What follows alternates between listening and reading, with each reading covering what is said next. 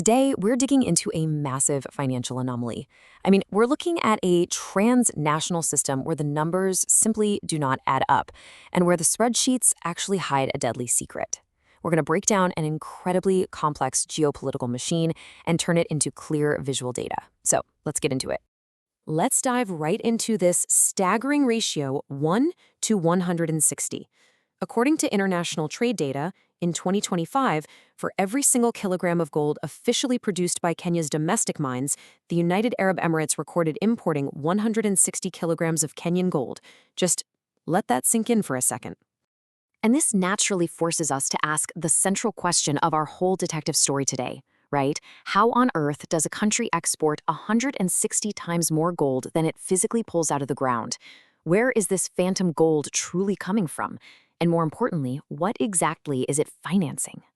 To answer this, we're looking at the findings of a comprehensive analytical report published in May 2026 by Fikra for Studies and Development.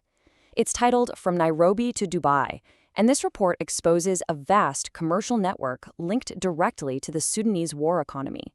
Now, the researchers here didn't just rely on political rhetoric. Instead, they turned to hard, cold statistical evidence to literally track the movement of wealth from the heart of Africa all the way over to the Gulf. The entire foundation of this investigation relies on an incredibly clever tool called mirror data. Think of it like a giant statistical magnifying glass. Basically, if Kenya says it exported a certain amount, but the UAE says it imported a vastly different amount from Kenya, well, you've got a gap. By comparing the official export records of one country directly against the import records of its trading partner, found in UN databases, researchers can bypass the official cover-ups. They can expose the unrecorded trade that's happening right in the shadows. When researchers actually applied this mirror data, the results were honestly jarring. Before April 2023, the UAE recorded an average of 3.42 tons of gold imported annually from Kenya. But right after the outbreak of the Sudanese war in April 2023, that figure just catapulted to 28.05 tons annually. That is a shocking 719% leap in physical volume. Now sure, changes in global gold prices might explain a jump in monetary value, but they absolutely cannot explain a massive leap in physical weight. Let's look at the climax of this statistical clash. In 2025 alone, official Kenyan records showed minor exports that basically matched their tiny domestic production. But over in the UN Comtrade database, the UAE recorded importing 56.1 tons of Kenyan gold in that exact same year. The real market value of that gold is an estimated $5.4 billion.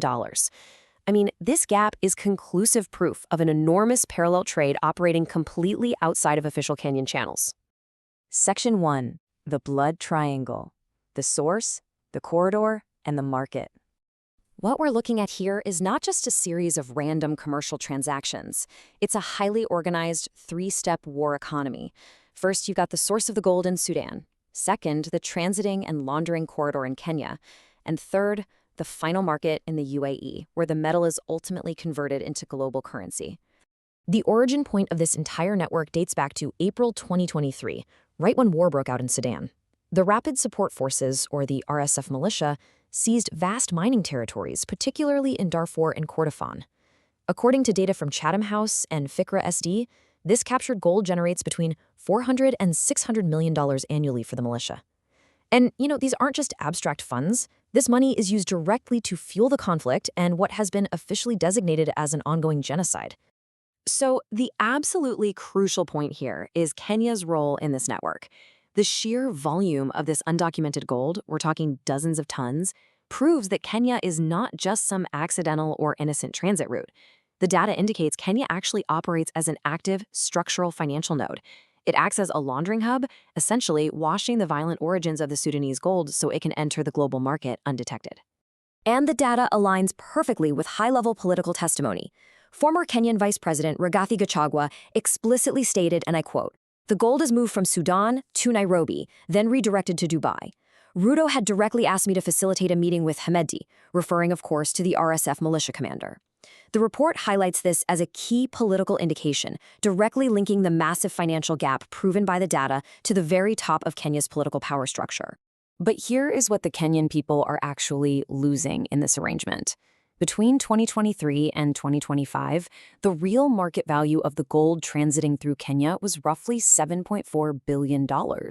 Yet the official taxes collected by the Kenyan Treasury on all of this wealth amounted to only about $440 million.